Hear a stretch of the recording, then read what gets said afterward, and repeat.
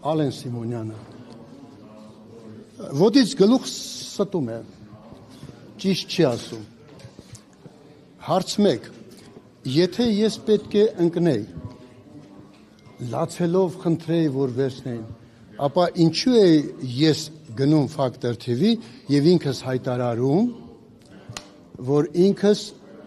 սառեցնում եմ իրենց հետ գործնեությունը։ Տրամաբանակ, մի րոպե, տրամաբանակ։ Ոչ, դա ես հայտարարել եմ, հետո են ինձ կանչել, հեռացրել են, եւ հետո մի փոքրիկ բան, որ միջի հիմա չեմ բացել, չեմ ասել։ Որպեսզի ինձ համոզեն, որ ես դնեմ իմ մանդատը, իրենք տարբեր ճանապարհներով հասել էին ամերիկաները եւ աստրախանները։ Իմ ինչքաններու իրենք փորձել էին իմ տղայի եւ իմ եղբոր միջոցով ազդել ինձ վրա, որ ես դնեմ իմ մանդատը։ Սա երկրորդ։ Երրորդ, այնպիսի մի անհասկանալի անիմաստ բան է ասում, թե ոչինչ դուք ձեր թոշակը կստանաք։ Նախ ես այդ թոշակի կարիքը չունեմ, որովհետև ապահովված մարդ եմ մինչ այդ եւ փառք Աստծո ես 56 տարի աշխատել եմ այս երկրում, իմ հայրենիքում, եւ այսօր ֆինանսական տեսակետից այն վիճակում եմ գտնվում, որ իրենց տված այդ թոշակը որևէ էական դեր չի խաղալու ինձ համար։ Պարոն Ասլյան, տեսեք, դուք իրենց թիմից էիք, բերեցիք իշխանության, գովում եք, հիմա բարոյական է ասել։ Կներեք, ես ես դրան հարց եմ ուզում տալ։ Ինչու եք այդպես մոտենում։ Դուք ձեր կյանքում բոլոր այն մարդկանց, որ ճանաչել եք, մշտապես նույն վերաբերմունք, մի րոպե, կներեք, ես էլ դա եմ ձեզ ասում, ձեր ամբողջ կյանքում չի եղել մարդիկ, ում հետ լավ եք եղել եւ այլն, ի վերջո այդ մարդկանց հետ ձեր հարաբերությունները դադարեցրել եք, չի եղել, որևէ մեկը կա, որ կարող է ասել, որ այն մարդկանց, որոնց ինքը ճանաչել է ամենասկզբից, մինչև կյանքի վերջ այդ մարդիկ մնացել են իր կողքին։ Մի րոպե, հիմա շարունակեմ։ Ես Նիկոլ Փաշինյանին իշխանության չեմ բերել։ Իրենք ինձ հրավերել են, եթե դուք նայեք այսպես ժամանակագրությունը, ապա դուք կտեսնեք, որ իրենք են ինձ հրավիրել իրենց մոտ, որովհետև այն ժամանակ, ելքի ժամանակ, դեռ սկզբից, երբ որ իրենք եւ կադրային սով ունեին եւ մնացած մեծ, այսպես, որպեսզի իրենց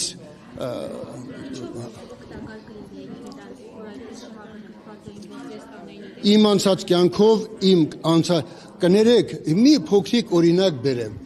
օրինակ, ասենք 21 թվականին թող իրենք հիշեն, թե 21 թվականին Գյումրիի կամ այն վերևներում ելույթերի ժամանակ, ընտրություններից առաջ,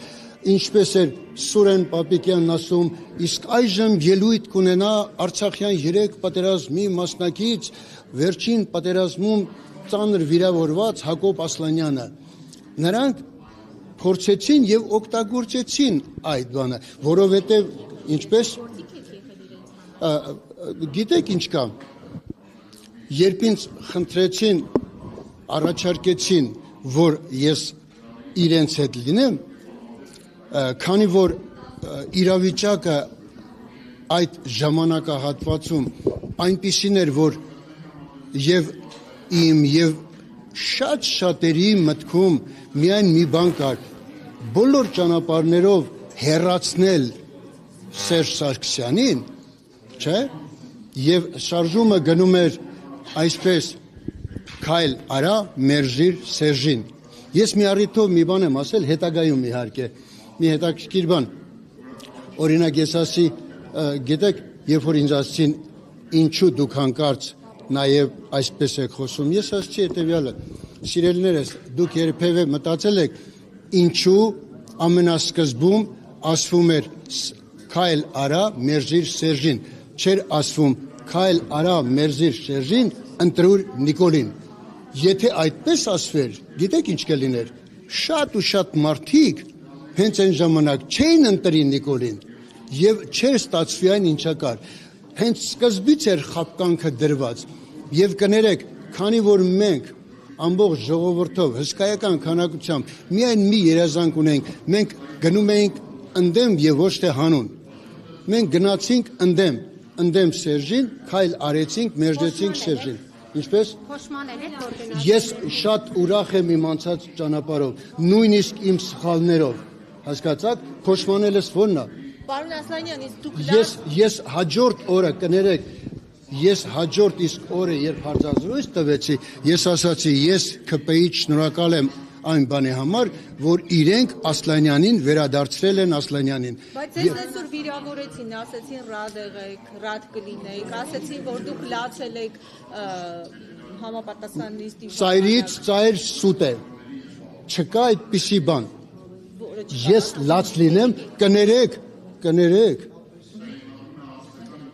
3 անգամ կյանքը երկրի համար դրած մարդը կարող է ինչ որ մի ստից բանի համար լաց լինել, հա։ Դե ասեցին թոշակն է ձեր աղբահում։ Քիչ առաջ ես դրա պատասխանն էլ տվեցի թոշակի վերաբերյալ։ 2015 թվականին քայլ արեցիք եւ մերժեցիք Սերժին։ Հիմա գոհ եք ձեր քայլից։ Ես ասացի քիչ։ Գիտեք, մեզանից յուրաքանչյուրը իրավունք ունի սխալվելու, բայց ես ասացի, մենք բոլորս մարդ ենք։ Պարոն Աղազարյանի հետ մենք ներսում միշտ էլ որոշակի մեր կարծիքն ունեցել ենք, այսինքն ինչ որ ձևով եղել ենք ներքին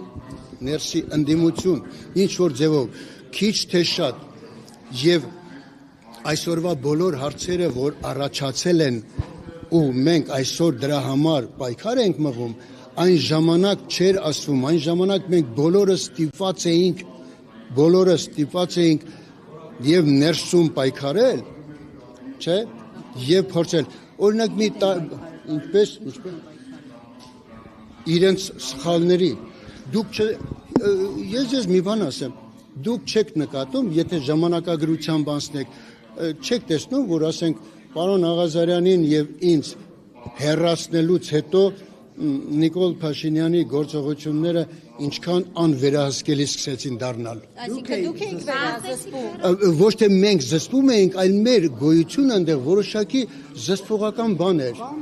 Ինչի՞ց, բայց հանուն արդարության խոստովանում եք, չէ՞, որ եթե պարոն Աղազարյանի հետ հեռախոսային պատմությունը չլիներ, դուք դեմ դուրս չէիք գալու Նիկոլ Փաշինյանի վարած թե ներքին, թե արտաքին քաղաքական։ Շատ կներեք, մի օր պետք է այդ փուչիկը պայթեր, հիմա դա եղավ պարոն Աղազարյանի հետ կապված, բայց հասունանում էր այդ բոլորը, եթե դուք մտածում եք, որ պարոն Ասլանը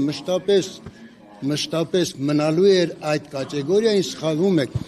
ամեն ինչ հասունանում է ժամանակի եւ տարածության մեջ։ Հետո պարոն Ասլանյան, տպավորություն էր, որ դա պիտի փուչիկը պայթած լիներ արդեն պատերազմից հետո, բայց դուք մնացիք խմբակցություն։ Որովհետեւ դեռ հավատում էի։ Ինչին էիք հավատում։ Հավատում էի այն խոսքերին, որ ի վերջո ճիշտ սկզբունքներով եկել են մարդիկ, ովքեր այն խոսքերը ինչ ասում են, ինչպես ամեն մարդ դիմացինին մոտավորապես դիմացինին հիմնականում գնահատում է այնպես, ինչպեսին ինքը կա։ Ես հավատում էի, որ իրենք չեն ստում։ Երբ ձեր հավատը փլուզվեց։ 23 թվականի Բայց հարց եմ տվել, թող պատասխան։ 23 թվականի սեպտեմբերից հետո երբ Արցախը ամբողջությամբ կորցրեցին, դուք էլ ինչի էիք հավատում, որ մնացել էիք այդ թիմին, պարոն Ասլանյան, 3 պատերազմին մասնակցած մարդ։ Չգիտեմ, բայց ինչ որ ձևով դեռ հույս կար, որովհետև գիտեք ինչ կա, տեսեք հիմա ինչ է կատարվում։ Նիկոլ Փաշինյանը շատ հոյակապ ձևով կարողանում է օգտագործել այն մանիպուլյացիոն գաղափարը, որ եթե ես չլինեմ, կգա Քոչարյանը, իսկ ժողովուրդը Քոչարյանի նկատմամբ մի լրիվ ուրիշ մերժողական մոտեցում ունի։ Եվ գուցե եւ դա է, բայց ասացի քիչ դա պայթելու էր, վաղը եսօր կլներ, վաղը կլներ, հետո կլներ, լինելու էր։ Իսկ ձեր հավատը երբ փլուզվեց, պարոն Ասլանյան։ Մի անգամից չի փլուզվում, հավատը այն ժամանակ փլուզվեց ամեն ինչ, երբ որ ես կարդացի այն նյութերը, որ վարչապետն ուղարկել էր, եւ ես պարոն Կոնջորյանին ասի, որ ես շոկի մեջ եմ, Ինչ նյութ։ պարոն Աղազարյանի վերաբերյալ, որտեղ մեղադրվում էր իմ ընկերը, առաջերտին տենց վերցնենք, մեղադրվում էր պետական դավաճանության մեջ։ Ես ասացի, որ ես շոկի մեջ եմ։ Պարոն Կոնջորյանն ինձ ասաց, ինչ շոկի մասին է խոսք, ասի, ես այստեղ պետական դավաճանություն չեմ տեսնում։ Ինչ եք դու, վարչապետն է ասել։ Ես էլ ասի կներեք, եկեք այսպիսի մի տարբերակ։ Եկեք ներսում 5-6 հոգանոց մի փոքրիկ խումբ կազմենք, նախ ուսումնասիրենք այդ ամբողջը, համոզված լինենք, որ պարոն Աղազարյանը իսկապես դավաճան է, հետո նոր դա հանրայնացնենք։ Ասացին ոչ, վարչապետն է ուղարկել, վերջացավ գնաց։ Ասի կներեք, ոչ, այդ դեպքում այսպիսի խոսակցություն է եղել։ Ես այդ դեպքում ասացի, ես առաջիկա 1 ամիսը ոչ խմբակցության նիստերին եւ ոչ էլ նախաձեռնող նիստերին չեմ ուզում մասնակցել։ Ասեց ինչու։ Ասի որովհետև ես չեմ ուզում, որ խմբակցությունում կամ նախաձեռնող նիստին որևէ մի խոսք գնա եւ դա հասնի Աղազարյանի ականջին, չէ՞։ Հետո դուք ինձ վրա հասկացեք, թե ես եմ հասցրել, ես չեմ ուզում մասնակցել։ Պարոն Ասլանյան։ Մի րոպե, ասացին չէ, ես էլ հաջորդ օրը գնացի, ասի, որ ես ինքս դադարեցնում եմ իրենց գործունեությունը, վերջ։ Ինչով եք բացատրում, որ իշխանությունը նույն Արմեն Սիմոնյանը այսպես մի կողմ թողնելով ընդդիմադիր հիմնական ուժերին, որ շարունակաբար թիրախավորում են, անցել են այսպես պատկառելի տարիք ունեցող նախկին, ինչով եք սա բացատրում, որ արդեն ձեզ էլ չեն Որովհետև երեք ես շատ ցավալի բառով եմ ասել, որ 2 ամիս է մնացել, ձեզ պետք է ռադանեմ։ Համոզված եք, որ 2 ամսից համոզված եք, որ ռադեկան։ Ես կարծում եմ, որ ժողովուրդը պետք է ոտքի կանգնի, ու ես կարծում եմ, որ իսկապես այս անգամ ժողովուրդը պետք է հանուն գնա եւ ոչ թե ընդդեմ։ Եվ որպեսզի այսպես ասած Ալեն Սիմոնյանին հուշկու պատասխան տա, պատրաստ եք հայտարարել, որ այն թոշակը բարձր, որ ստանալու եք, դա օրինակ ինչ-որ նվիրատվություն կանեք ամեն տարի, որ տպավորություն չստեղծվի, որ դուք հանուն թոշակի պայքարեցիք։ Կներեք, ես նվիրատվություն հիմա էլ եմ միշտ անում, ի տարբերություն շատերի, չեմ նկարահանվում, չեմ ցույց տալիս, բայց իմ նվիրատվությունները այնպես է, որ մարդիկ ուղղակի ստանում են։ Ես անում եմ ամեն հնարավորության, Հիմա էլ եք անում, այո, բայց երբ ընտրությունների օրը հայտնի է դառնում եւ դուք էլ պատրաստ չէ, հիմա կոնկրետ հիմա կներեք, նախընտրությունները չեն, եւ հետո եթե ես ասենք ստացել եմ եւ առանց որևէ հետադարձի նպատակով ինչ որ մեկին ենթադրենք մարդը ինձ զգացել եմ, որ մարդը հնարավորություն չունի, որոշակի օգնել եմ։ Օրինակ, չէ, սիրելիներս, ուրեմն որևէ մեկը չի կարող ինձ մեղադրել, որ ես դա շահադիտական նպատակով եմ արել։ Բացարձակապես, որովհետև ես հիմա չեմ անում, մի ուրիշ բան էլ ասեմ նա, օրինակի համար ես մի անգամ ասի, որ շատ քչերը կարող են այնքան բարեգործություն արածելն ինչքան ես, ասցին ինչու, ասի որտև հաշվեք, 90 թվականից պատերազմը թողնենք միջով մինչև 16 թվականը ես ամեն տարի ինչքան որ ռեպետիտորություն եմ արել